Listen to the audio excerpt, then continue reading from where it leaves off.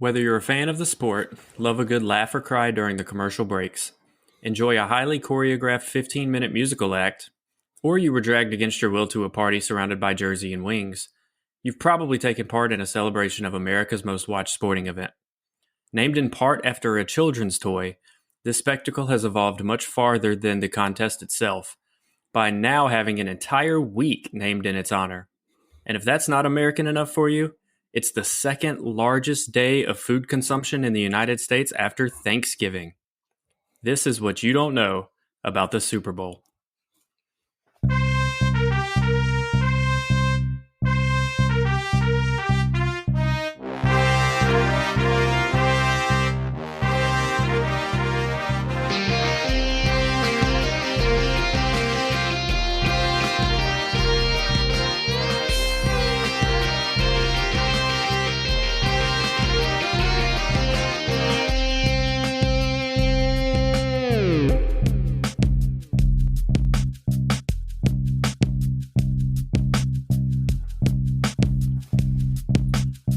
Welcome to What You Don't Know About Sports, where we delve into the forgotten stories, teams, and athletes of sports history and question widely held takes on today's sports. I'm Blake, and this is Matt. What's going on? And today, we're going to be discussing the origins and the history of America's most watched sporting event, the Super Bowl. This is being recorded just before Super Bowl 55, and we figured we'd go back and talk about some of the history beyond the game. So I guess my first question would be, looking back, do you have a favorite Super Bowl memory or a memory that sticks out to you more than another? Well, first of all, I think one of the most American things about the Super Bowl, like the food consumption, is that only a third of us watch the Super Bowl, like the biggest event in the history of the world. And 2/3 of Americans just are oblivious to its existence. It's just one of those crazy things. I love it. Favorite memory.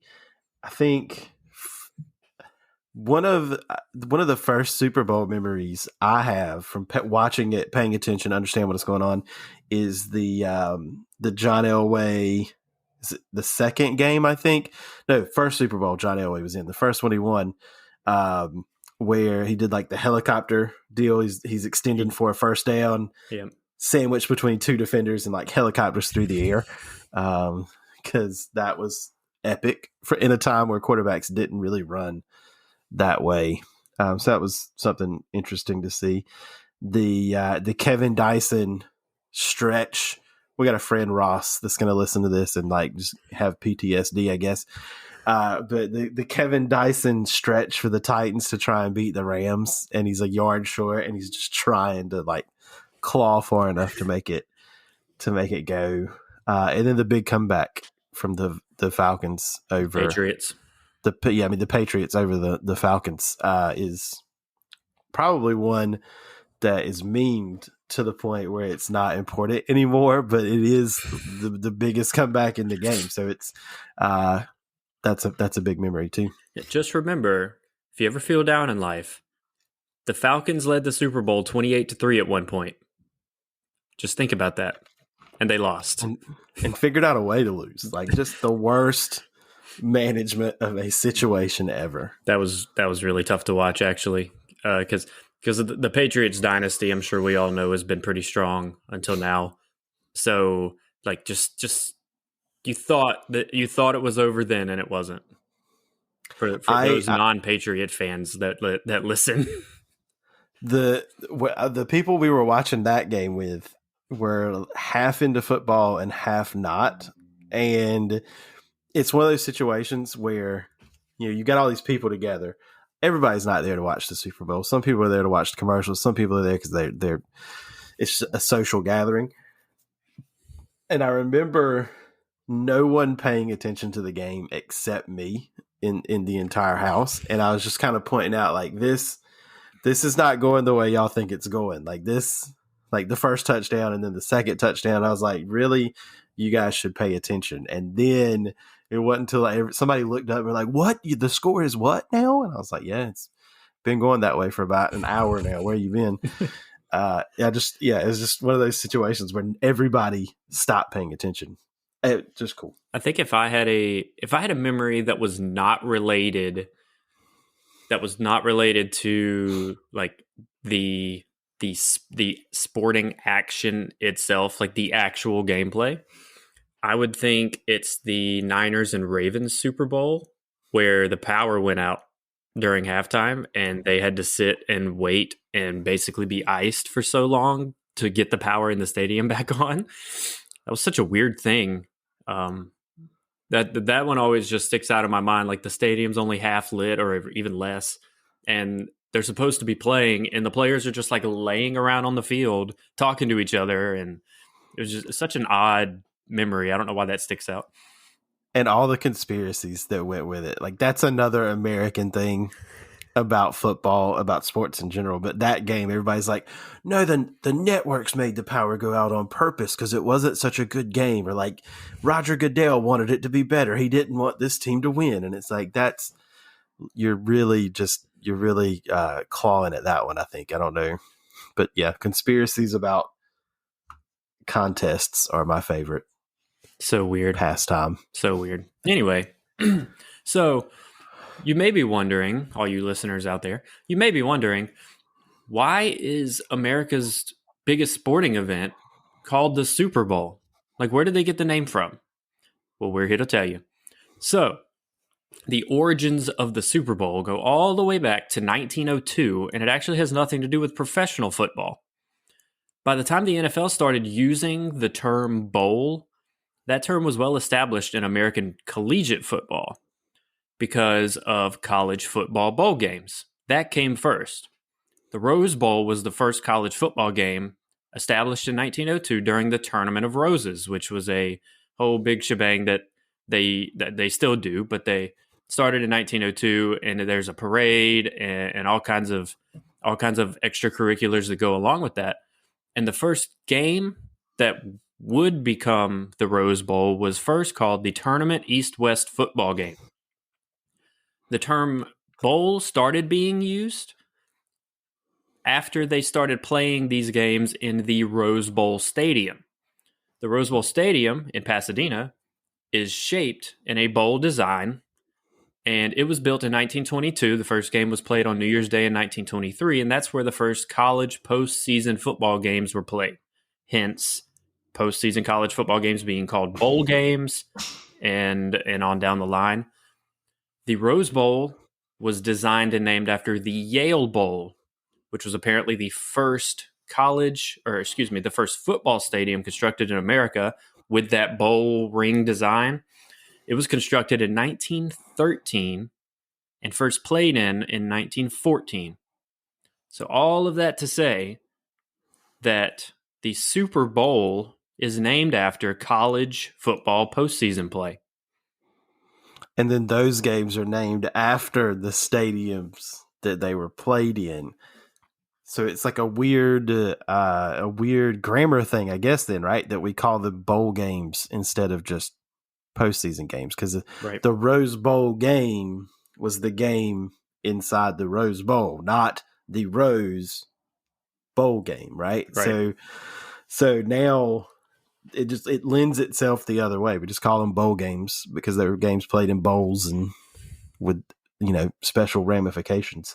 That's interesting, and all from the Yale Bowl. I wonder what gave Yale the idea. I guess the Colosseum in Rome, maybe, like the whole like just out bowl shape, full circular situation. That's pretty cool. Yeah, I don't know who. I'm sure there was an architect. Whoever designed the thing, whoever designed the Rose Bowl, I don't know who or where they got the idea from, but it is quite popular. It's quite popular now in America, of course, and that led to the establishment of other stadiums around the country. Some of the big college bowl games that you know of today: the Orange Bowl, the Sugar Bowl, the Sun Bowl, the Cotton Bowl, in Miami, New Orleans, El Paso, and Dallas, respectively.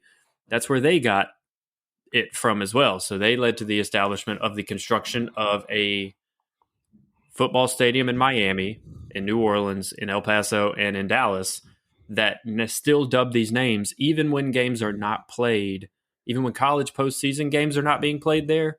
If the NFL uses that stadium, they say that they're going to play in the Orange Bowl, they're going to play in the Sugar Bowl. They're not going to play in a college postseason game. They're playing in this physical stadium named after all of this. Yeah, the Cotton Bowl and the Sun Bowl, those are the stadiums. I mean, that's just their name. I'm still thinking about this whole stadium design thing, because even if you think about the oldest Premier League stadiums, so the soccer stadiums, the oldest ones in the world, ones that are from that era, the 1910s, 1920s, were rectangles. They were a stand on this side, a stand on this side. Maybe if you were popular enough, you had stands in the end zones. And old football stadiums have that same design. Anybody that goes to a high school anywhere other than Texas goes and plays in a football stadium that's just one line of bleachers. So for Yale, and then the Rose Bowl, the Big House in Michigan, they're all these single level bowl designs. And it's genius because they're huge. I mean, Yale's Huge. not, but the Rose Bowl and the Big House and some of the other stadiums designed this way are hundreds of thousands of people can fit in there. The Coliseum in LA is another one that was a bowl situation. Got a huge capacity, yeah. And all these are made for the same reason. They're tourist traps, right? That's the whole point. Football's popular. Let's have these two football teams play in our city and invite their fans to show up, and they'll stay in our hotel rooms, and they'll eat at our restaurants, and they'll hang out, and they'll bring their kids, and it'll be a family vacation right before Christmas or right after Christmas to start the new year. It's so profitable that we've got 35 games, 40 games, 90 games. Who knows how many games there are now? It might be in the thousands by now. I can't keep up. And ESPN owns most of them now, so it's not even like, some of it's the tourist idea, but then the rest of it is ESPN being like, man, if we could show a game on Tuesday at 2:00 the week before Christmas, that'll double how many people are watching, like, Highly Questionable or whatever comes on in that time slot. Let's do that. But I find it interesting. I think it would be cooler. This is an aside. This isn't about the Super Bowl itself, but for college bowl games, I almost think it would be cooler. Like, think about college basketball and all the stuff they do preseason in a normal year that's not COVID, with like this tournament and the Battle for Atlantis and the Big Boy Mowers, like whatever, something tournament. And like all of those tournaments are the equivalent of college football bowl games. They're at the beginning of the season. I think it would be cool. And a lot of those games would matter more if they were at the beginning of the season. Because even a game that's usually cool, like the Holiday Bowl or the Citrus Bowl or something like that, 2 top 25 teams playing, what is it? I mean, it's good to watch, but what does it matter in January? But on Labor Day weekend, start the season that way.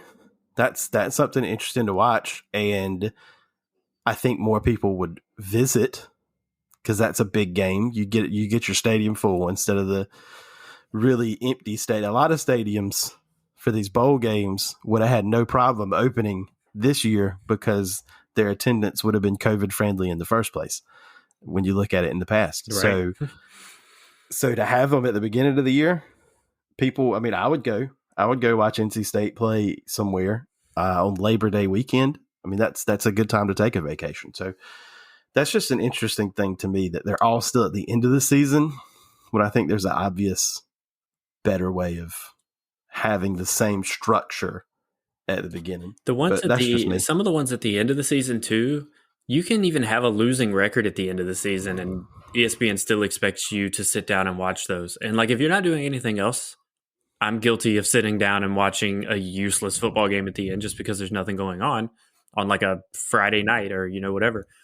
But I think those, especially, it would increase the resumes. If we can talk a whole thing about like college football resumes and who's picked for the playoffs and all that stuff. But the resumes of these teams, it'd be a lot more entertaining for an Alabama to play some other top 10, top 5 team at the beginning of the season than to expect to watch Alabama beat Wofford 77 to nothing. Like that's just not you're that's losing money, right?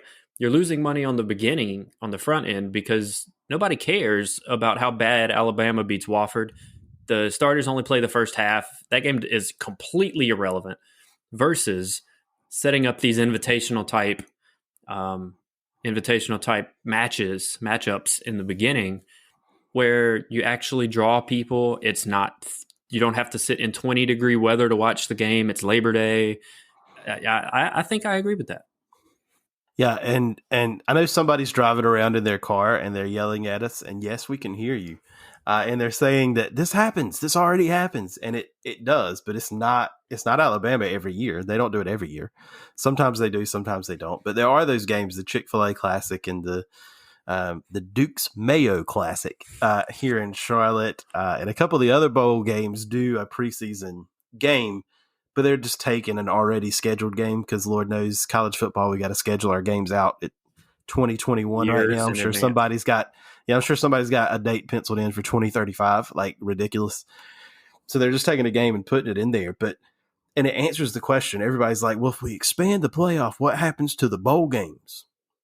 Nothing. Put them up front. Put them up. Everybody that's got a bowl game, just stick it up front and do the same thing. Like you'll get the same audience because people love watching football. So it would be best for in person, right? You don't have to travel to North Dakota State if you're the opposing fan in the middle of December. Nobody wants to sit up there. Boise, Idaho has a game. Who's going there? Even the Boise State fans aren't going there. Like, I'm going inside. What do you mean? Yeah, that's nuts. Yeah. Anyway, fun aside. Back to the NFL. Well, let's say back to professional football, because at this point in our history, it's not just the NFL. The American Football League is still a thing. And in 1961, after the AFL's inaugural season, the AFL commissioner at the time, Joe Foss, invited the NFL to schedule a, quote, world playoff game between the two league champions. Now, it should be set up front that, of course, I'm not old enough to have seen this in 1961, but anybody who knows anything will tell you that the AFL was far inferior to the NFL at the time. At least that's what everybody thought. Everybody just assumed that AFL's only been around for one season. They can't possibly be as good as us because the NFL has been around since 1920 or so, 1920. And they fought off a whole bunch of other professional football leagues who tried to come in and take over or take part or take over. Shout out to McGregor. And eventually they decided that the AFL's invitation should be implemented. They just didn't know how. So the proposal indicated that the first championship game would begin after the 1961 season, which would have taken place in 1962. But the first postseason interleague game would not happen until 1967. So if you're also wondering where the term Super Bowl came from, we gave you the background on the Bowls thing, but who came up with it, right? So Lamar Hunt, who was the owner of the Chiefs at the time, in the AFL, is credited with the first use of the term Super Bowl, referring to this championship game. The league owners agreed to the term AFL-NFL championship game for what will become the Super Bowl. But Lamar Hunt said, Super Bowl sounds fun. And he sent a letter to Pete Rozelle, the NFL commissioner, saying, quote, I have kiddingly called it the Super Bowl, which can obviously be improved on. Well, he got the term Super Bowl, he said later, because he was thinking about a toy that his children played with at the time called the Super Ball. It was this really super bouncy ball. I don't even know what it was made of, but back then that was probably pretty cool. And the coolest toy of 1963. Let's go. Probably top selling. Yeah. So Slinky is the Slinky of its time. Or the yo-yo. That would have been a yo-yo. I find it interesting that they accepted the challenge in the first place. Like, obviously, the AFL was a different animal. They had successfully gone to some markets the NFL weren't in which was a strategy at the time. They could have just as easily said no, though, and not given it the recognition, not given it the time of day. But obviously, I mean, they thought they could win, and That's so probably most of obviously, it. right. So in a way, if you know you're the superior league, why not accept the game? People were talking about it. People were watching it. It's silly to ignore. So let's just play them and show everybody that the better product is ours and not theirs. Plus, it's kind of, although not all the way, it's kind of a license to print money. I mean, it turned into it. But even the first one, they had to have realized that the attendance and the people watching might be worth doing the game. So, also shout out to Lamar Hunt and Pete Rozelle. Lamar Hunt has his fingerprints like on all over sports. His legacy, this is one of them. There's a soccer trophy in America that only exists because Lamar Hunt pushed for it too, the U.S. Open Cup.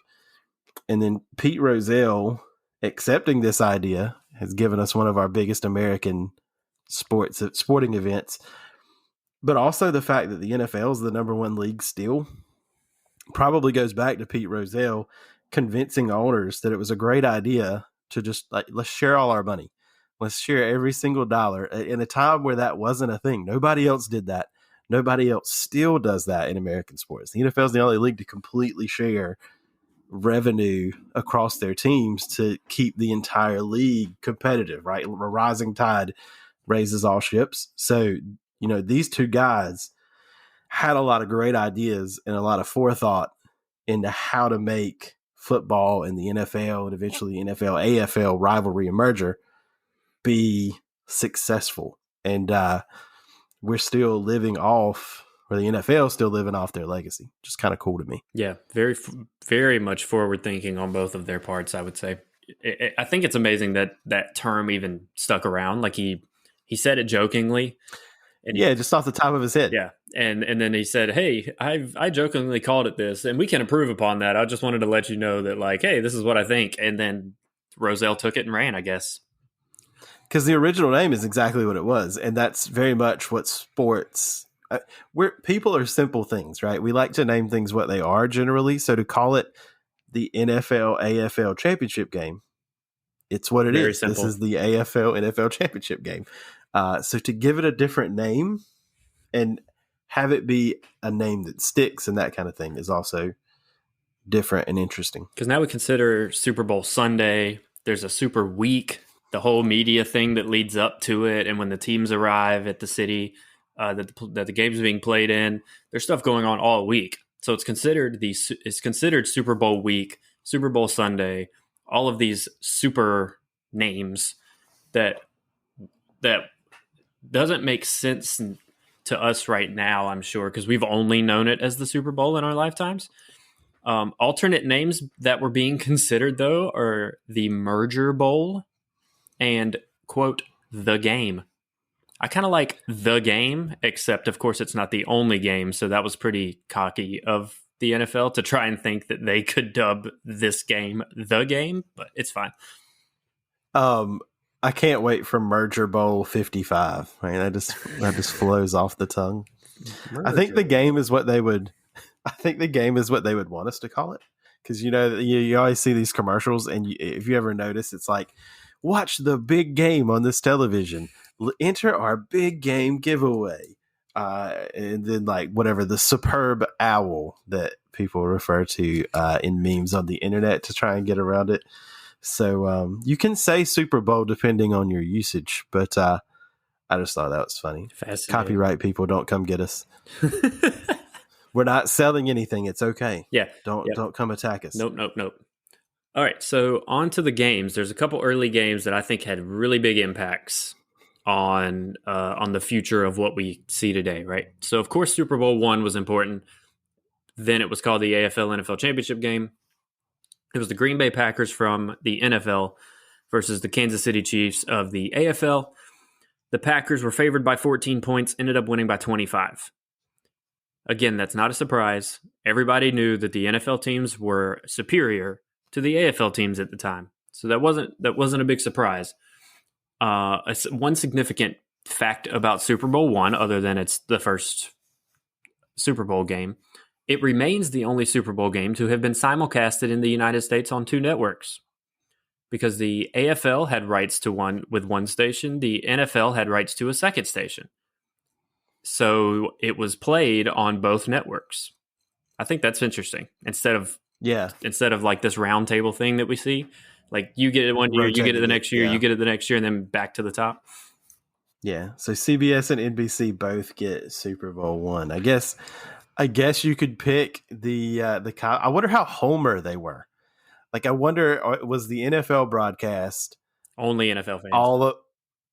Was it only NFL fans? Because I mean, that's the people, it's the broadcast, it's the commentators that you would be used to, and the AF and how pro NFL would that broadcast have been versus how pro AFL? Like, would it have been listening to your hometown radio call 100%. Of the game? 100%. Do you think, like, I can see that being the case? If you were a diehard NFL fan watching the NFL channel, that's interesting. Yeah. Also, poor ABC being the one left out of that situation. NBC and CBS get the broadcast, and ABC's just like, I guess whatever. We'll wait our turn. And they've had a few. They used to have Monday Night Football, of course, and they've had a few over the years. But yeah, that seems to be, and Fox has gotten in on it as well. So now it's split four ways. But yeah, ABC was definitely left out of the running in the 60s. Fun fact, the cost of a commercial, a 30-second commercial, we all know how important the commercials are, right? And the ones today are in the millions for a 30-second Super Bowl ad. A cost of a 30-second commercial in 1967 was $42,000. Let's go back and stick a commercial in there. I mean, I guess you would have gotten less for a return for it, but still, come on. Oh, I would love to watch a 30-second Super Bowl commercial from 67. What would that have been? The microwave. I don't know. All right, so it's $42,000 in 1967. Yep. That would be, just in case anybody was wondering about inflation, it would be higher. 325 and essentially a half $1,000. So $325, $450. That's a bargain. Would be the price today, and so yeah, much less. That's quite a bargain compared to what people pay now. Also, players on the winning team made $15,000 bonus for winning Super Bowl one, and the losing team players took home $7,500. Which is still a sizable amount in terms of salaries for those days. Both sides would have done that. And that's still a thing you get here in baseball. I'm not sure about basketball, where you get, gate shares for participating in postseason games. So that bonus would have come from the people attending and such. Here's another interesting thing about Super Bowl one. We always take it that it's going to be this huge sellout and the most popular thing in the history of the world. And to its credit, it was popular. 62,000 people showed up for Super Bowl one. The issue is that the LA Coliseum, which was the host of the first Super Bowl, hosted 93,000 seats. So it was only 2/3 full. And if you look at a couple of Super Bowl documentaries, you can see video evidence of this, that before the game started, the CBS and NBC got the folks at the stadium to move like you would at a movie theater or like a Disney ride or something. Like, everybody move to the center, please. They rotated them around the bowl so that, and this still happens in like pro wrestling and other live things. They'll move people to block off a shot, and so it'll look like the crowd's full, but it wasn't. So the third of the stadium that was empty was kind of on a side that you didn't see on television, and they only showed people being packed in so that it looked like a success, which it was. I mean, 62,000 people was a success. That's more than would have been going into an NBA arena, hockey arena, and most baseball stadiums at that time. So 62,000, still a big crowd.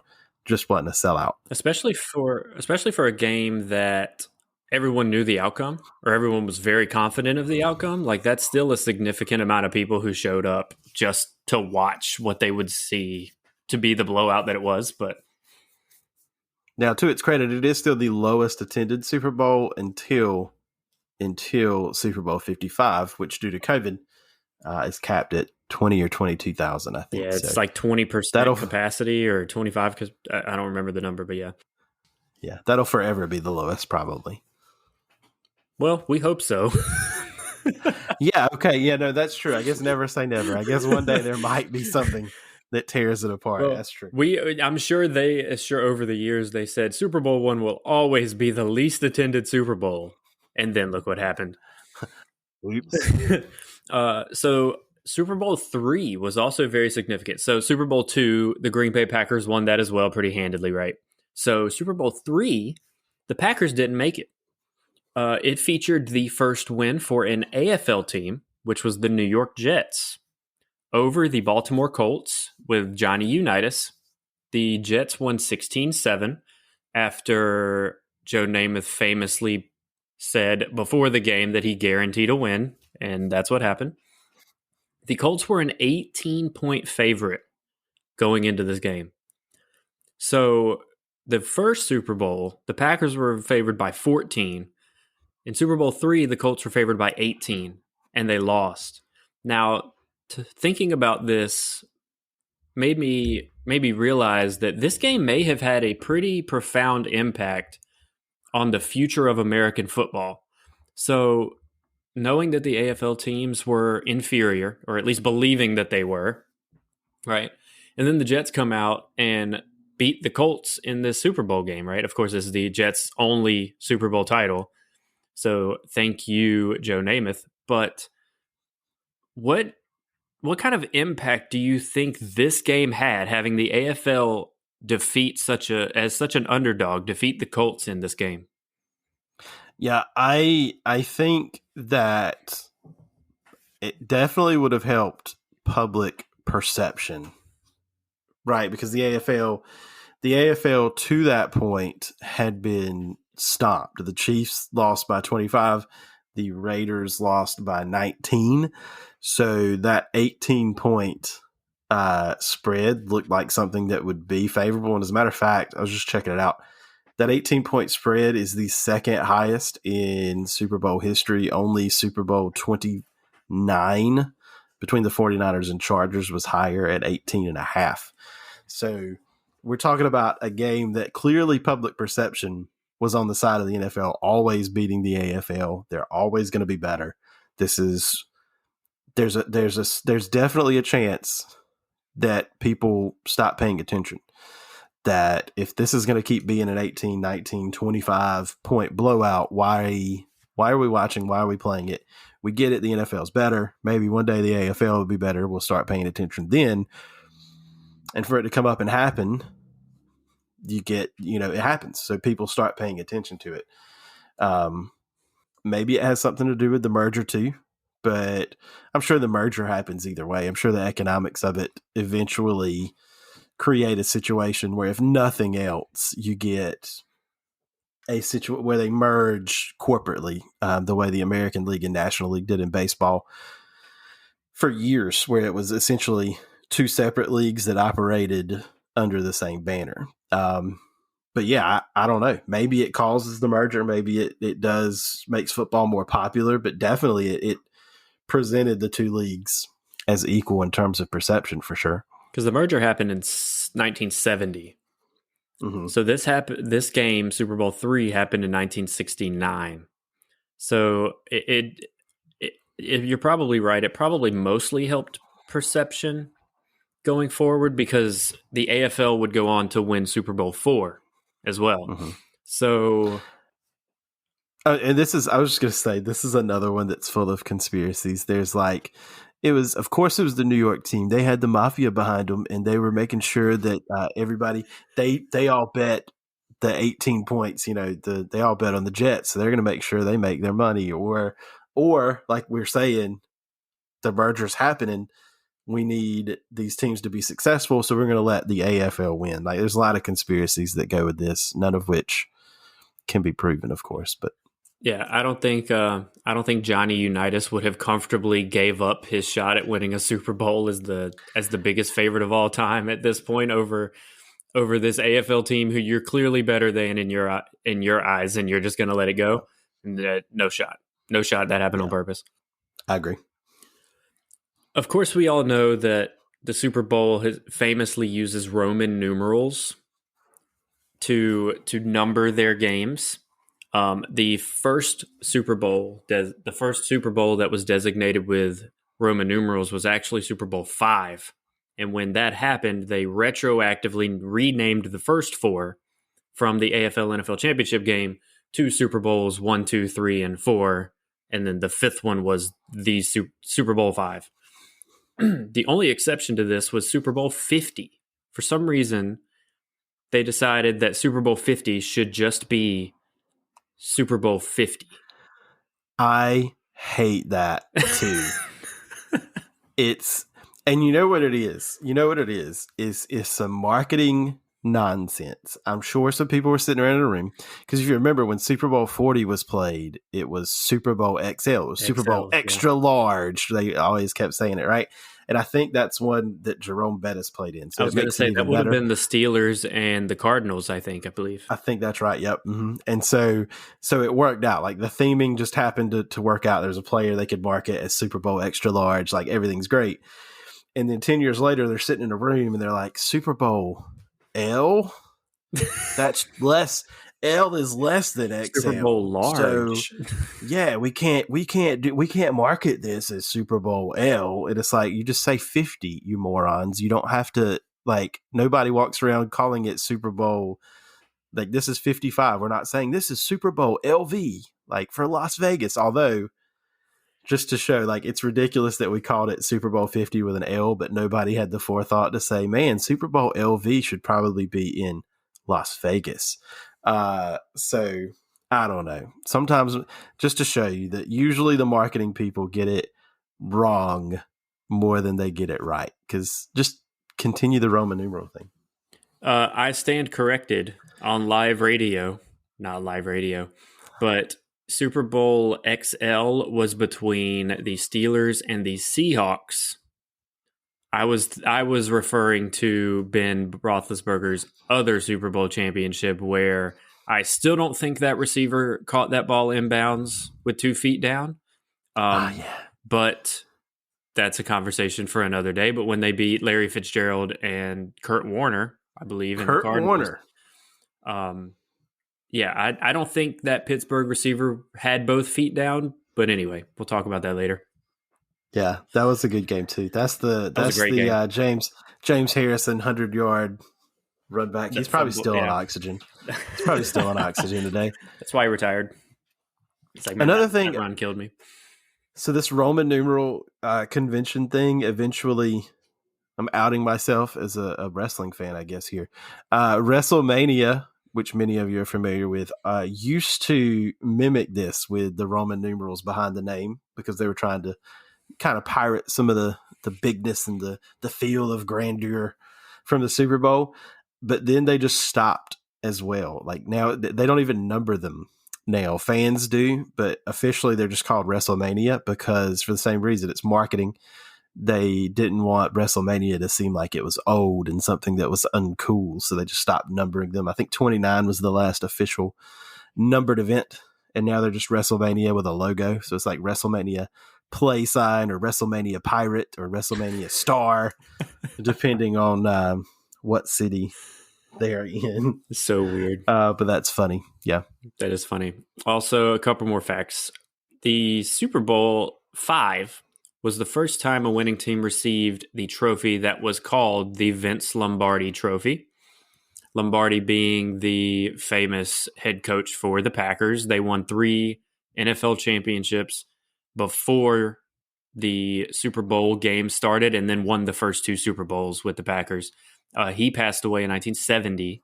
And so the following postseason in Super Bowl V is the first time that a team was awarded the Vince Lombardi Trophy. So that's a fun fact. Also, last one for me, as of Super Bowl 54, the AFC and the NFC have each won 27 Super Bowls.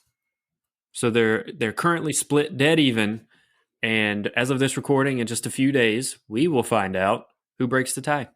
I remember when there was a run of NFC championships that the AFC just could not win one. So for it to be 27-27 it's impressive. It's like those stats for the. I'm going to begrudgingly acknowledge that this is a big event, but the Duke Carolina game in basketball that that gets all the national attention.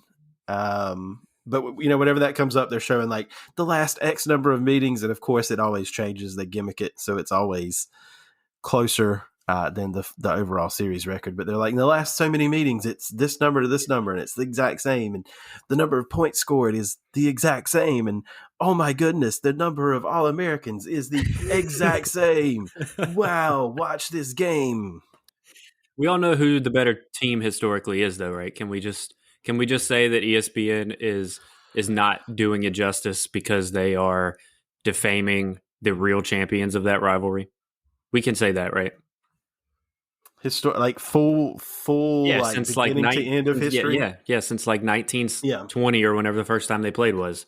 One team has more wins than the other team. Yeah, overall more success. It really, because Duke had success, intermittently with other people, but really it's the Coach K era that they zero in on. Yep. Since Coach K got here, Duke is blah, blah, blah, blah, blah. Nobody cares because they sucked for 40, 70, 900 years before that. So maybe not that bad, but yeah. Okay, so I have a game. You want to play a game? I love games. As long as it's not one of those weird Saw games, we're good. Nope, none of that. Okay, so, all right. I have a list of additional, like we'll call them records, Super Bowl records. Okay. I'm gonna read off a record, and you tell me the number that corresponds with the record, the team or teams that corresponds with the record, or both. However, whatever you can think of in your head, we're gonna go. All right. So I get this is live, people too. He left this off the script, so I have no idea. This is we're playing it. We're playing a game, and he doesn't know. He's probably going to find out. He might know all of them. How stupid I really am. Here we go. No, you probably know most of these, if not all of them already. But we're going to rapid fire some of these. All right. And I just want to see if you know them. I didn't know all of them, I will admit, but I won't tell you which ones. You ready? Yes. Franchises with the most Super Bowl wins. The Steelers, and then the Patriots, right? Brady, Belichick have 6, which is incredible because Brady, Belichick as a coach player combination have as many Super Bowls as the previous franchise leader in Super Bowls. Oh, yeah, the Steelers won the first one in the 70s, right? So over 50 years of history, and Brady and Belichick did it in 20? In 20, right, which is incredible. But so 6 by the Steelers and Patriots. Correct. Got it. The franchise with the most Super Bowl losses. The knee-jerk answer is to say Bills, but I don't think that's right. Incorrect. Okay. The most losses. Mm-hmm. The most losses. Franchise with... Is this a trick question? This is a trick question. It's the Patriots again, right? Yes, they have 5 losses. Right. They went, yes. Okay. So they also have the most appearances at 11. Yes. Right. But I couldn't ask for the appearances number. So yeah. Yeah, New England has 5 losses in Super Bowl games and 11 appearances, which is the most. 4 teams have a perfect winning percentage in the Super Bowl. 4 franchises have only won the Super Bowl. They have never gone there and lost. 4 franchises have made the Super Bowl and never lost a Super Bowl game. They have only won them. 3 of those 4 franchises have only won one time. They've appeared once and they've won once. I was gonna say it has to be teams that like that. So 3 of the 4 have only won one. Yes, and the fourth one won two. All right. Are the Bucks one? The Bucks have only won one, and they've appeared once, so that's one of them. All right. So the Bucks are one. Oh man, now I'm not. It's the Ravens. The Ravens have been to 2 and 1 2. Ravens have been to 2 and 1 2. We mentioned one earlier. How one franchise that we spoke about only has one win. Oh yeah, that's because they Jets. only have Yeah, the Jets suck generally, so they have the one time they were good has to be the only one. And so there's one more team. So now I'm looking for one more team with only one. They've only appeared once, and they won once. NFC or AFC? Can I current NFC. The Saints. Yeah, the Saints. Okay, the Saints, because they've only been to one. Yep. Because they usually suck too before Breeze. Breeze and Peyton took them to one, and they won one, and they've only appeared once. Okay, good. All right. Well, I figured it out. That's good. 2 franchises with the most losses without a win. Okay, without a win, so the Bills are 1.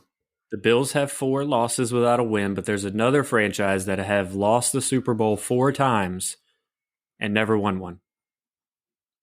Rams. No, they've won. They've won. 4 appearances, no wins. Your favorite former Redskins quarterback currently plays for them. My favorite. My favorite former Redskins quarterback? Yeah. Cousins. Oh, yeah, get out of here. So Minnesota. No, I knew that. Minnesota always goes and loses. My brother is a Vikings fan. It's crazy. He saw NFL Films videos of like Fran Tarkenton running around and like chunking balls all over the place. And so he was a Vikings fan. Yeah, okay, I get that. Because they should have won. I say they should have won. They were really popular like in that 90s streak with the Cunningham and the Culpepper quarterback chain with Moss and Carter, but didn't. And I remember that always coming up. And then again, when Favre was there, and it kind of felt like they should have won a game, the NFC title, and didn't. So yeah, Minnesota. Okay. Yeah, get out of here with Kirk Cousins. I was wondering if that would like instantly trigger Kirk Cousins. I wish anybody listening to this should be blessed enough to be as bad at their job as Cousins is and get paid the way he does. It's truly amazing. 4 franchises who have never appeared in a Super Bowl. The Lions, which is unfortunate because I think they have won an NFL championship before there was a Super Bowl. So the Lions are 1. The Bucks used to be 1, but now they've been twice. Man, the Lions are 1. The Texans, because they're new. Texans have never gone. The Browns in either iteration of them. The Browns have not gone. And even though they won. Another fairly recent team. Even though the Browns won an AAFL title before they joined the NFL. So yeah, no Super Bowls. Another fairly new team as well. Fairly new team. Nope. Carolina's been Jacksonville's not been. Jacksonville's not been. They went to they both went to the title game the same year after they started the same year, and so I had them in my head as they had gone. So yeah, Jaguars. Yep, correct. The Super Bowl is the second most watched sporting event in the world.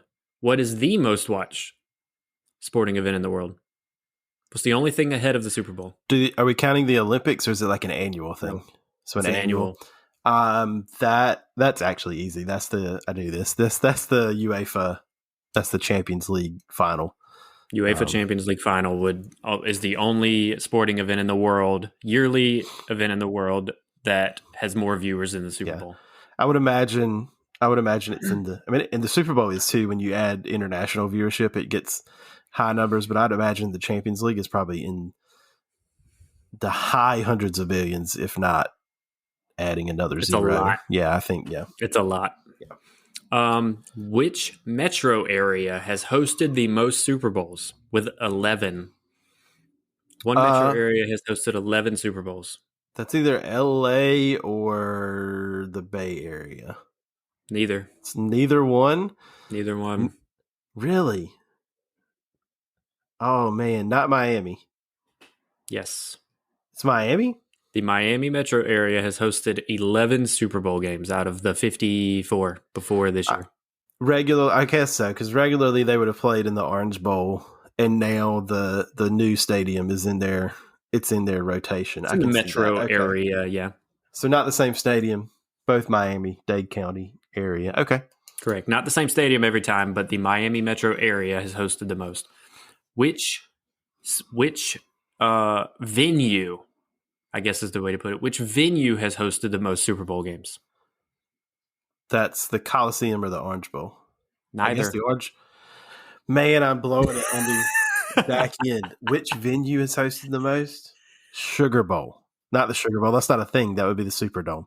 No, It is the Mercedes-Benz Superdome. Superdome. Superdome. Yeah, Who I that get. is I get it. That makes sense. So the orange. So Miami would have been split between Orange Bowl and Hard Rock or and the new whatever they venue, named yeah. it now. The Superdome all has been in the Superdome, obviously. So Yeah. okay, cool. I get it. What halftime performer has the most performances Oh, I've got no clue. with 6? No clue. Grambling State University Marching Band. Okay. Yep. Yeah. So You it's not probably the you probably headliner. knew that already. Yeah, but this They're was not the before. headliners. Well, this was back in the day when they didn't hire like Michael Jackson, Justin When it was, Timberlake. When before that started, it was marching bands and stuff primarily. yeah. When they still get hired out, Grambling State and some others still get brought in to do extra stuff Mhm. with the headliner. So okay, yeah, I'm Yeah. with it. Last one. Yeah. Tampa is the first team to host a Super Bowl in their home stadium. First time that's ever happened. Other franchises, though, have played Super Bowl games within their own metro areas. Yeah. Can you think of any? Yes. Yes, I can, because this was the one I knew. This is your trivia question for all you listeners out there. So if you're wanting to know the answer, this is it. The LA Rams played in LA. They're not in their home stadium. And the same thing happened. The 49ers played when it was hosted at Stanford, which is the same general metro area. But obviously, the 49ers don't play at Stanford. They're playing in Candlestick, I think, at the time. So there's your two. There's your two answers for your trivia question. If you were wondering, if you didn't, I know nobody I know spoiled it. everyone made it all the way through this episode wondering what is the answer to the trivia question. Are they ever going to answer the question? Yep, that's the last thing we did. Not necessarily on purpose though. So hopefully you at least enjoyed the build up to that. But if you didn't, we don't apologize. Just kidding. Um, any last thoughts on the Super Bowl for our fans out there? No, I think it's just one of the classics in Americana, and something that is in its glory days. I mean, I don't think we're going to see a downturn anytime soon. But you never know. But so yeah, enjoy these things while they exist, because they don't always. Like, things fall down, things come up. So it's one of the big events, and definitely something worth watching and enjoying every year, especially coming off a year where we didn't get a lot of these kind of bigger things. So definitely cool. Yep, it's a pretty cool thing because people who aren't necessarily sports fans or football fans can sit and somewhat enjoy their time in front of the television while this game is on. Right, that can't be said for 99.9% of sporting events, but this is one that has enough extracurricular entertainment with commercial breaks and all of their things, and then the halftime show, which everyone wants to tune into and watch. Some people just turn it on, watch the halftime show, and turn it back off. So that's a Yeah, thing. it's one of the few things, one of these few big things. There's some cynicism in it, but like, the cynics haven't ruined it. Like, I know people, they still do, but people used to get together for the Oscars or the Grammys and have parties around those things. But people are like, well, what does it matter? Who cares? Like, it's not worth it. And so those things take a dive over time. And this one hadn't been ruined by those people yet. It's still just a thing where people can get together and hang out and forget most other things for a while. So Agreed. very, very much enjoy almost every aspect. Some of the commercials are a little weird for my liking, but most of them are good. Definitely an American spectacle if there ever was one. Between drone shows, light shows, fireworks, all the pregame lead up, the Super Bowl week, it's turned into a monster, and I don't see it going away anytime soon either. So Nope. very cool. But yes, that is what you don't know about the Super Bowl. Um, as of this recording, it's coming up in just a few days. We will be watching it. I hope you do too. You can let us know what you think about it or anything we said about the Super Bowl. If we got anything wrong, I'm not afraid to be wrong. I corrected myself on live recording here, and I'm not going to cut it out because it's fine. So I hope you enjoyed it. Let us know your thoughts, and until next time, thanks for listening. Thank you for listening to this episode of What You Don't Know About Sports. If you enjoyed what you heard today, please leave us a review, 5 stars only, and hit that subscribe button wherever you listen. If you have a great sports story, we want to hear about it. You can connect with us on Facebook, Instagram, and Twitter at WYDKAS Podcast, and on our YouTube channel at What You Don't Know About Sports Podcast. All episodes are written, recorded, and edited by us. Stay tuned for the next episode.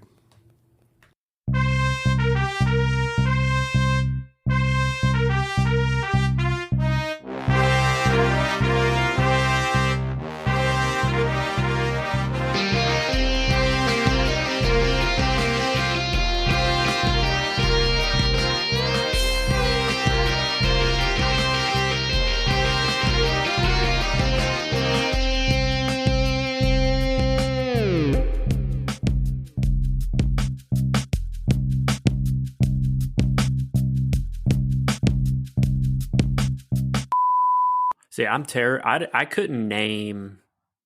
I probably couldn't name half the presidents off the top of my head. No joke. Like I'm a terrible United States citizen.